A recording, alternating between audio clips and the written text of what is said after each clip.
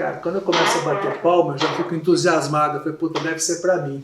Mas não é como é uma autopalma, não adianta nada, né, cara? Não sei, porque hoje as pessoas estão tão autorreferentes, né? Ah, é? Outro dia eu vi uma expressão assim, o cara põe a mão em cima da cabeça e fala, ó como eu sou alto. Boa. Gostei dessa, hein? Gostei dessa.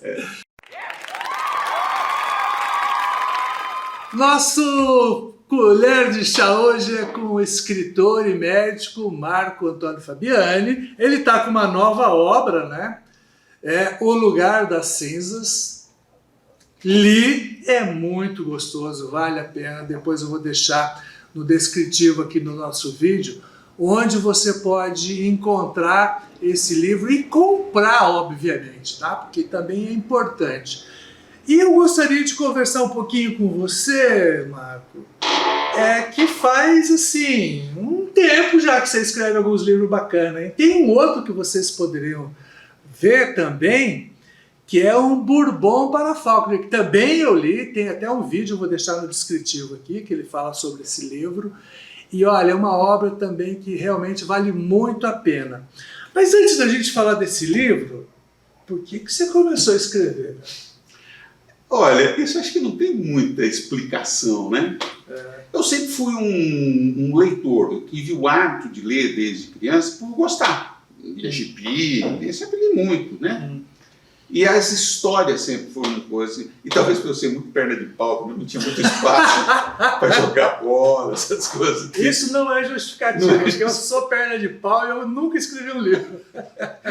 E então, assim, eu sempre gostei muito de leitura. E toda pessoa que lê, ler e escrever, quase que as duas faces numa moeda só, né? E eu participei na época de estudante, de movimento estudantil, ajudava a escrever jornais, fazia isso, e daí fui pegando e depois comecei a reunir um material de contos, pequenas crônicas e tal. Eu falei, vou publicar isso aí. Isso já faz quase 20 anos, né?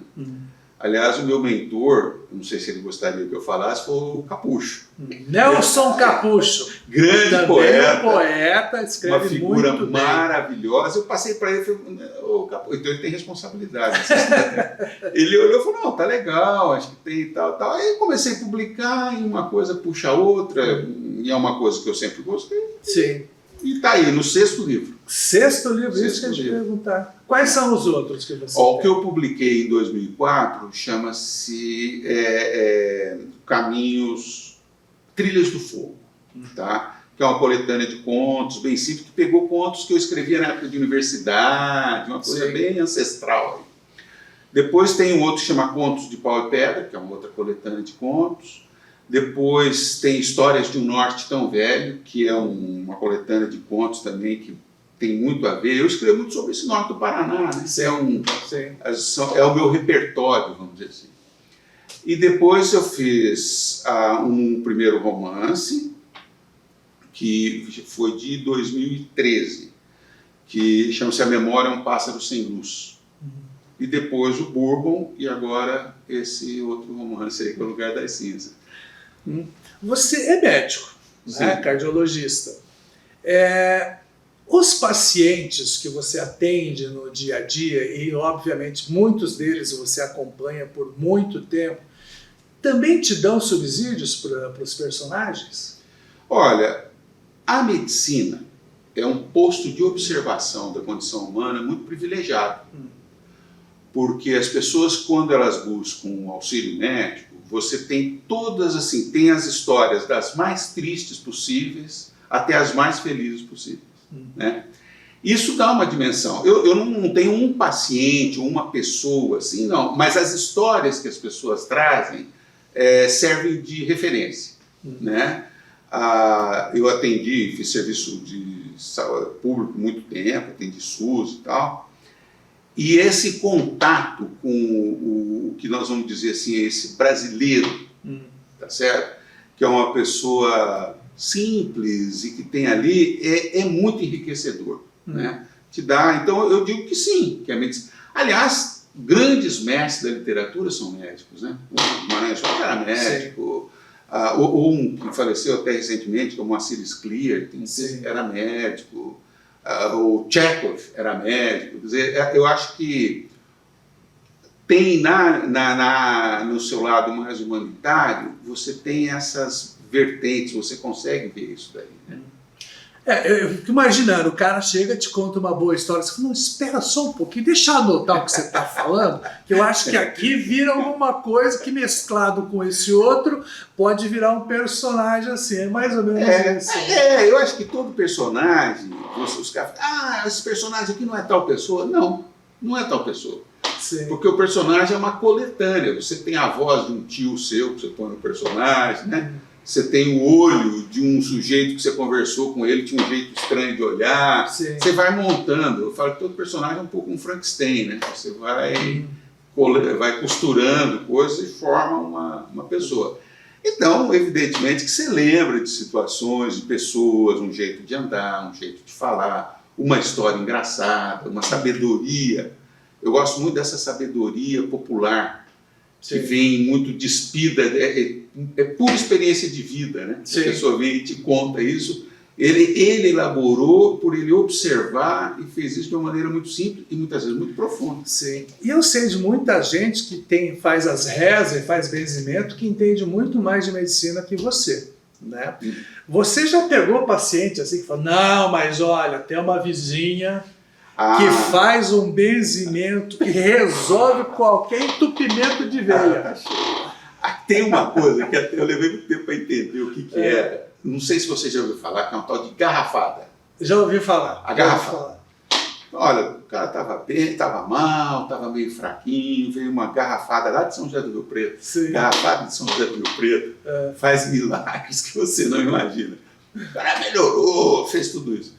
E até hoje, eu não sei o que tem nessa garrafada. Eu sei que quem faz não conta. Vai lá, tem tudo. Então você veja, é uma espécie de... Porque no adoecer, a maneira como você vê e descreve adoecimento tem um componente cultural muito forte. Né? Eu lembro de uma história dessa, que lá nos anos não sei quanto, já faz tempo pra caramba, eu estava fazendo uma matéria sobre um dia do mês, se eu não me engano pouco depois do Carnaval, que é um dia especial para esses benzimentos, e em várias religiões, não era uma só. E nós fomos fazer matéria num terreiro de Umbanda, na Igreja Católica, numa benzedeira, em vários lugares, né? E todos eles mais ou menos diziam, não, esse dia realmente é um dia especial, muito espiritual, esse dia que eu acho que é depois da Quaresma, uma coisa assim, ou pré-Quaresma, uma coisa assim. E eu lembro que aqui em Londrina, aqui no Jardim Leonor, tinha uma senhorinha que fazia benzimento. E naquele dia vinha gente do Brasil inteiro para fazer o tal do benzimento. E nós encontramos um cara lá, um senhorzinho, ele chegou lá e falou assim, olha, tia, fui em tudo quanto é médico, você não tem ideia, e eu não conseguia resolver o meu problema de espinhela caída. Né? A famosa espinhela caída. Isso é um... Aí eu falei, daí? Eu falei, não, eu vim aqui pela primeira vez e tal, e ela pegou, fez um trabalho comigo, melhorou, aí eu voltei mais 2 vezes, continuo trabalhando, parei de sentir dor e ela resolveu o meu problema. Aí o cinegrafista que estava comigo, ele me cutucava, esse cara tá maluco? Como assim? A mulher fez 2, rezou ali, a espinhela dele resolveu. E eu falava, cara, você não acredita? E resolveu? Eu não vou ficar batendo boca com ele. Deixa o cara, ué. E tem muito disso, né? Essas crendices, elas perduram. Perduram, né? O seguinte, para você ver, essa medicina baseada na ciência biológica, ela é relativamente recente, ela tem 200 e poucos anos. Porque até então, bom, imagina você que o Pasteur, que descobriu os micro-organismos, ele foi expulso da Sociedade Médica Francesa por confrontar uma ideia de que você tinha que era geração espontânea. Quer dizer, então, o limite entre aquilo que você demonstra cientificamente e a tua crença é um limite muito tênue, né? Pelo bem e pelo mal. Né? Eu acho que quando a pessoa tem essa crença, ela procura alguém, faz isso, ele tem um conforto emocional ali muito importante. Sim. E eu sei de médicos pessoas extremamente técnicas e muito bem formadas, que diante de uma doença incurável, ele abandonou tudo isso e foi procurar uma coisa desse tipo e tal, porque, né? Então esse é um aspecto, pelo bem. Pelo mal é que você acaba criando um espaço para as fake news, que você acaba duvidando de todo e qualquer preceito da ciência. Esse é o lado, o lado sombra, né, desse tipo de coisa, onde você nega a ciência. A negação da ciência é compreensível por aqueles que não têm essa informação, e muito também porque eles não tinham acesso, né? As pessoas não tinham acesso à medicina. Moravam num lugar de zona rural, inóspita, ele tinha aquilo ali. Agora, não se justifica que muitas vezes alguns médicos, algumas coisas, acabam também atacando o preceito da ciência, né? Meus pais mesmo, eles são do interior de São Paulo, eles moravam numa comunidade chamada Guarantã, ali perto de Botucatu, que tem hoje uma das melhores faculdades de medicina do país. E minha mãe fala, até hoje, ela falou assim, lá, por que a gente está vivo até hoje? Que lá só sobreviviam os fortes, porque só ia mesmo para o médico quando você estava com o pé na cova. Fora isso, não tinha esse negócio não. E era chazinho, era um benzimento aqui, ia tocando a vida. Exatamente, é isso mesmo, porque é o que você tinha, né? Vamos falar desse seu novo livro? O Lugar das Cinzas. Primeiro, por que esse nome? Olha, a ideia, são dois personagens já no seu outono da vida, né? Que passam a repensar a construção daquilo que eles fizeram juntos e com visões antagônicas, né? E esse lugar é um lugar que todos nós temos, né? É um lugar onde você guardou as cinzas do passado, onde elas estão lá, onde de vez em quando você vai poder mexer, às vezes até acha alguma brasinha no meio, não é verdade? Então é um lugar onde nós temos, e foi o lugar onde essas pessoas vão buscar explicação para o mundo que deu no que deu. Né? Quando ele falou os dois personagens, é um militar e um médico. O médico vindo do Rio de Janeiro, depois de uma desilusão amorosa, tem disso muito, quase não existe no mundo desilusão amorosa, né? E ele vem para o norte do estado, aqui do Paraná, e um militar que também veio também de uma outra região, da região sul, meio que para colocar ordem na bagunça da colonização aqui. Né?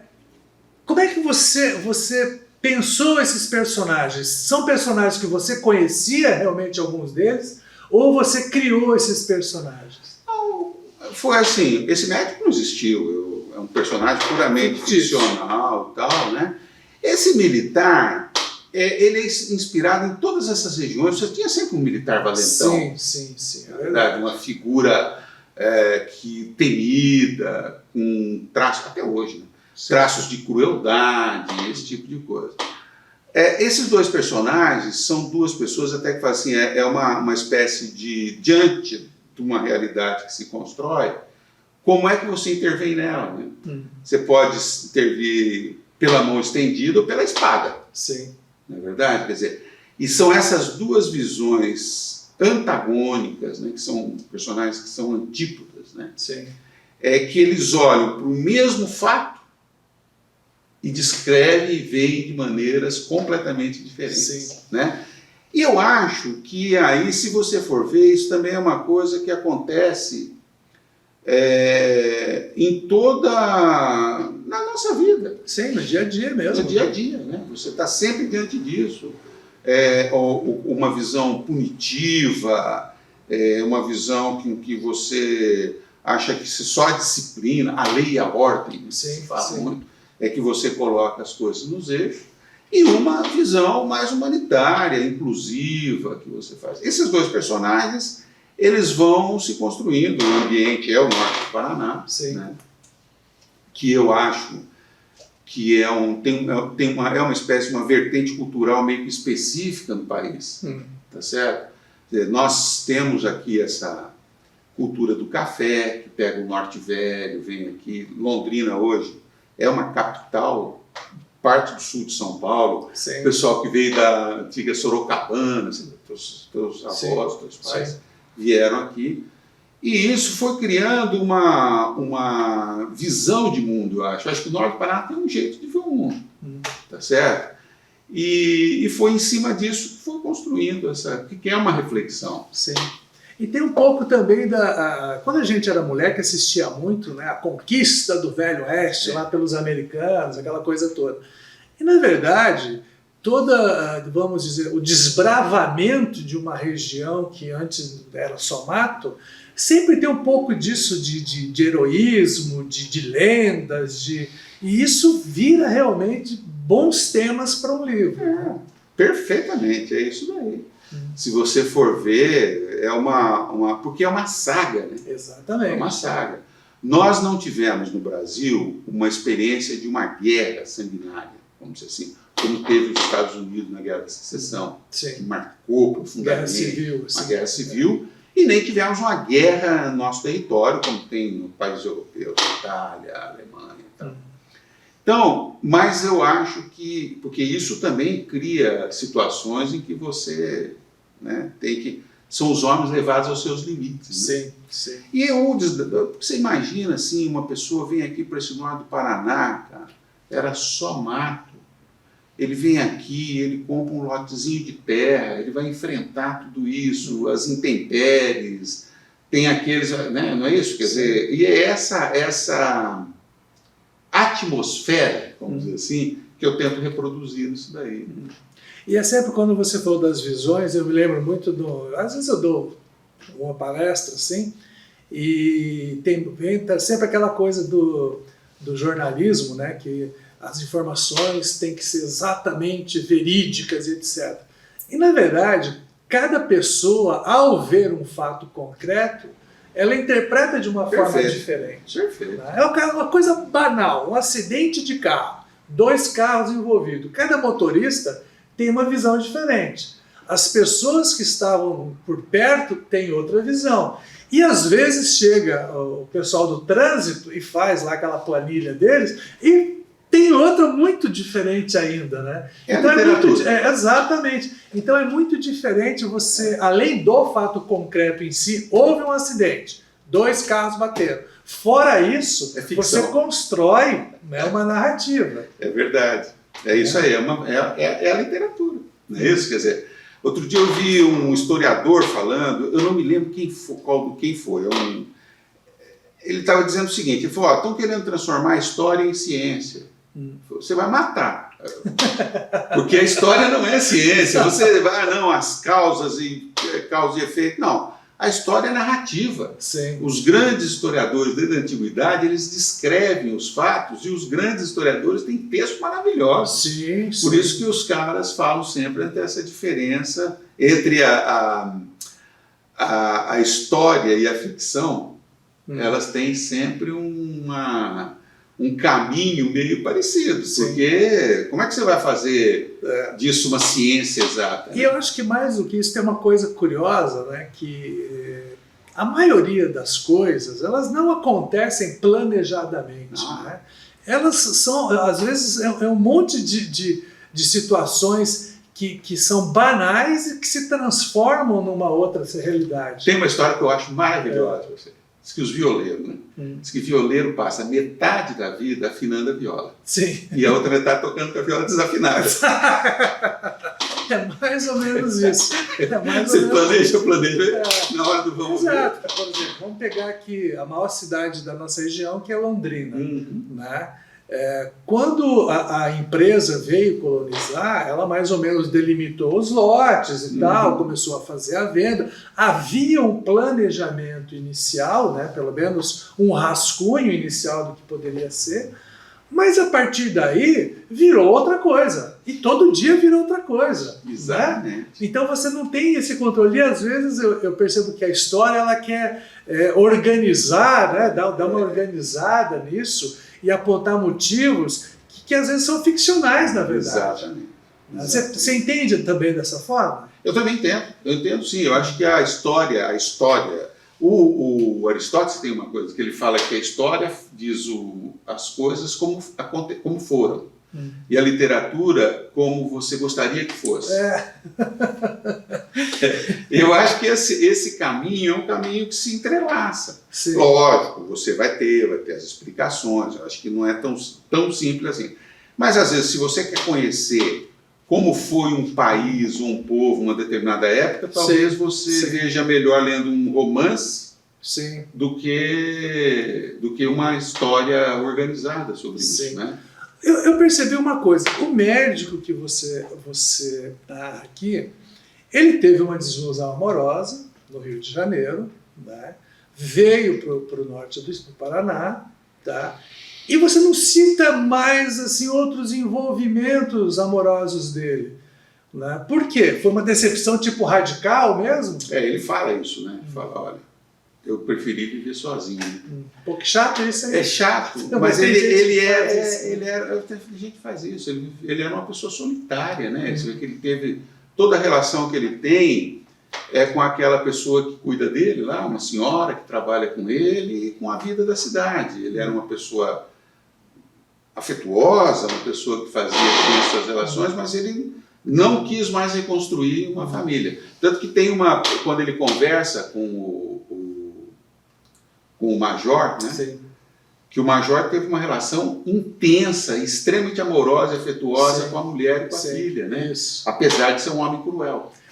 Que é uma outra coisa curiosa, né? Dentro de casa, esse personagem, ele é da paz, carinhoso, cuidador. E fora de casa, né, que até você fala, fora do portão da casa dele, trucidava, né? Exatamente. Você sabe que isso não é incomum. Não, eu conheço muita gente assim. Eu vejo isso até nas peladas. O cara dentro do campo é um animal, fora é um doce de pessoa. Então, são as contradições humanas, né? E ele, apesar de ser um homem cruel, ele teve uma vida afetiva, uma vida familiar extremamente terna, né? Sim. E o médico, que era uma pessoa terna e tal, não conseguiu reconstruir, se fechou, né? Então, e esse personagem, ele é interessante, assim, foi o que me levou a construí-lo, foi até um texto que um historiador me passou de um médico que teve aqui no norte do Paraná, pela Sociedade Carioca, fazendo um levantamento, isso em 1924, fazendo um levantamento epidemiológico, fez um estudo muito bem feito sobre o Chagas, a doença de Chagas, sobre um monte de coisa aí. E eu peguei um outro personagem, que assim, uma pessoa que eu li uma biografia que me encantou muito, que era um médico que foi a pessoa que isolou o bacilo da peste. Chamava-se Alexander Yersin. Ele era suíço, ele estudou ele sabia alemão e francês, então ele estudou com o Pasteur, que era o grande, e estudou no Instituto Koch. E ele botou um microscópio nas costas e saiu todo mundo. E ele foi lá para a Ásia, ele trabalhava como médico de um navio, desses navios que iam lá para a Indochina. Diz que até hoje no Vietnã, não sei muito bem, ele tem Instituto Yersin, uma coisa assim. Tanto que ele, muito modesto, botou o nome de Yersina Pestes, né? Ele batizou com o nome dele, isolou. E esse cara era um aventureiro. Ele saiu assim pelo mundo, foi fazendo. A única coisa que ele fazia era essa.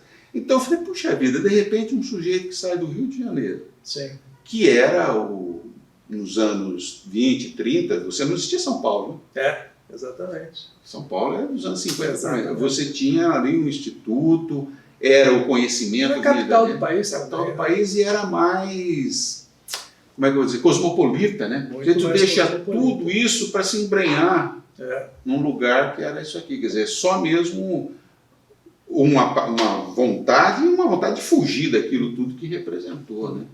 E o livro também, além dos personagens que são muito interessantes, ele traz também um resgate de uma época mais bruta da região, né? Sim.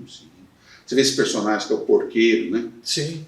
Ele era um sujeito, quer dizer, o sujeito era uma revista, ele veio para se fizesse qualquer coisa. Da forma como fosse possível. Do jeito que desse. E era você tinha toda a região, eu vim saber isso depois, região pioneira, o porco é o primeiro cultivo, a primeira criação, vamos dizer assim, que eles têm. Porque você transporta, não precisa de estrada.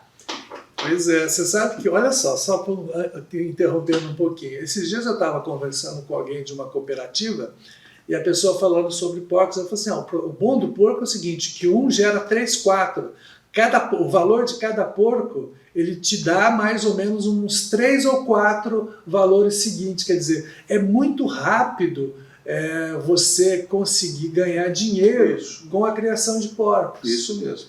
E ela não precisa de estrada para você transportar. E eu ouvi de uma vez de um português, que é uma pessoa muito querida, e ele falava assim, eu trabalho com suínos, dizia ele assim, e o porco é a geladeira do colono.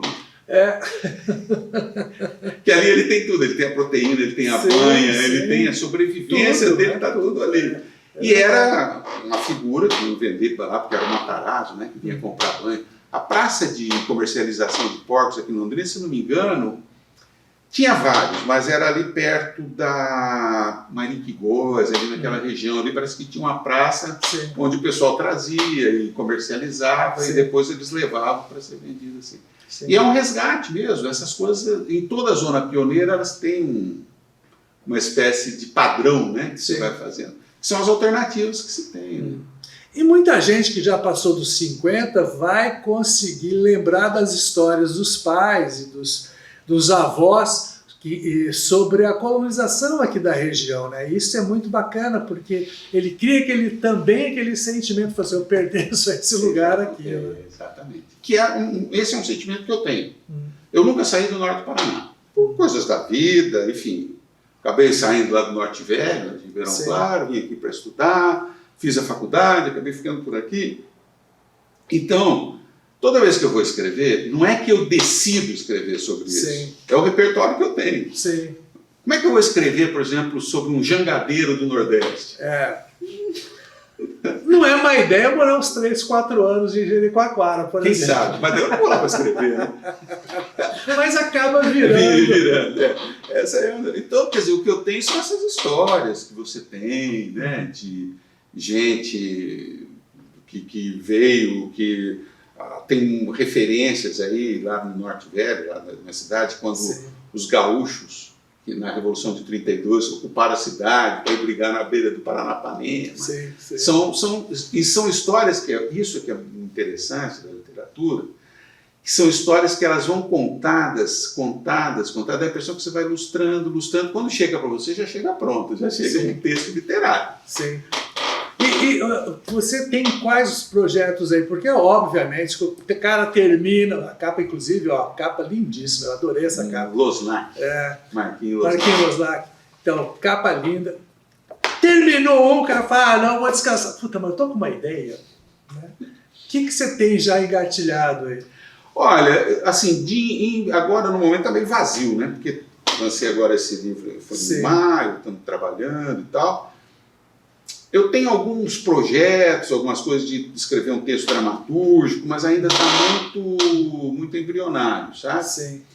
E eu acho assim, Londrina, como você é uma cidade que tem uma história curta, você tem personagens com quem você conviveu, assim, então a história está tropeçando você. Está acontecendo, né? O tempo todo. E tem algumas coisas assim em mente aí, mas é mais ou menos por aí. Eu não me imagino, talvez eu seja até um pouco de comodismo, saindo desse universo para escrever alguma outra coisa muito diferente, né?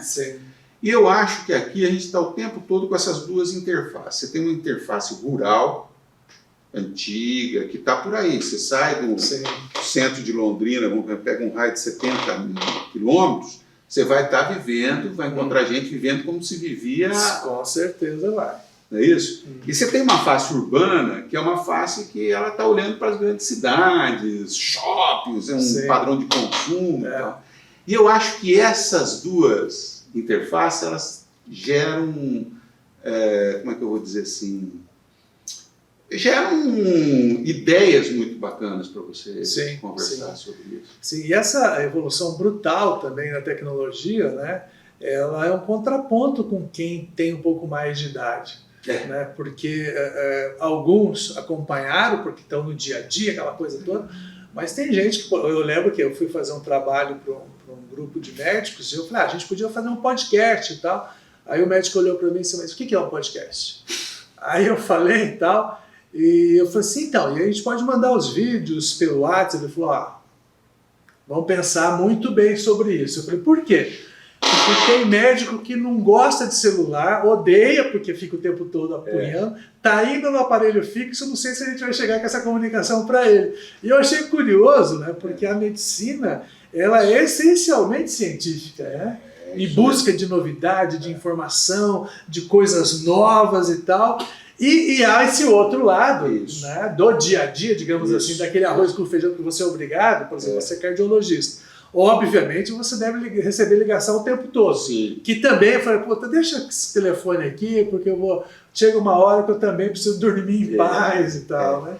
A medicina, ela tem o seguinte, ela tem aquilo que não muda, que é como uma filosofia, a clínica não muda. Sim. Uma dor é uma dor desde o princípio dos tempos. Sim. Você caracterizar uma dor faz parte da clínica. Aliás, a palavra clínico, outro dia alguém me falou isso, eu achei muito bonito, vem do latim inclinus, é o que se inclina diante do paciente, é o que ouve, o que vai fazer. Então a medicina, ela tem a sua origem, isso é imutável, na beira do leito, do toque, na pessoa, isso é imutável. E ela tem aquilo que é a incorporação do conhecimento técnico e científico, que você vê, a cirurgia robótica, os métodos de imagem. Eu que sou meio que antediluviano, eu me formei em 80, estou com 42 anos de exercício da profissão. E a partir dos anos 80 que a gente pegou esse impacto da tecnologia, que surgiu os métodos de imagem, endoscopia, ultrassom, mudou totalmente. E eu acho que nesse conjunto, quer dizer, esse conhecimento e a melhora da assistência médica com todos os problemas que existem, nós ganhamos em 50 anos praticamente 22 anos de expectativa média de vida. É um avanço brutal. Quer dizer, uma pessoa hoje com 70 anos é uma pessoa produtiva. Sim. Né? Sim. Então, isso é graças a esse conjunto. Agora, o ato médico em si, de você ouvir, porque todo diagnóstico começa com uma história. Sim. Uma conversa, isso não tem jeito. E eu acho que nesse ponto a literatura, ela se encontra também. Porque uma boa história, ela é uma boa história e a literatura, entre outras coisas, é uma história bem contada. Aí independe de época, de tempo. Tudo. E você pode pôr numa plataforma digital, você pode pôr no livro, pode pôr um audiolivro, você tem como num podcast. Exatamente. Você pode fazer. Mas a essência, que é uma boa história, que você cria as representações mentais, isso é imutável, né? Marco, muito obrigado pelo bate-papo, foi muito gostoso. O livro é ótimo, viu, pessoal? O livro é ótimo, vale realmente a pena. Li na praia, que é um ambiente mais gostoso para ler um livro, e ainda mais um livro de qualidade, é maravilhoso. E eu vou deixar a descrição para caso você queira comprar também esse livro, tá? Vou deixar aqui na descrição. E vale realmente muito a pena. Marco, muito obrigado. Foi um grande prazer. Cláudio, é a segunda vez que você me dá uma grande força. Que isso, você que me dá uma força pro canal aqui, que é muito bom. Muito obrigado. Valeu, obrigado. Grande abraço para você. Viu? Valeu.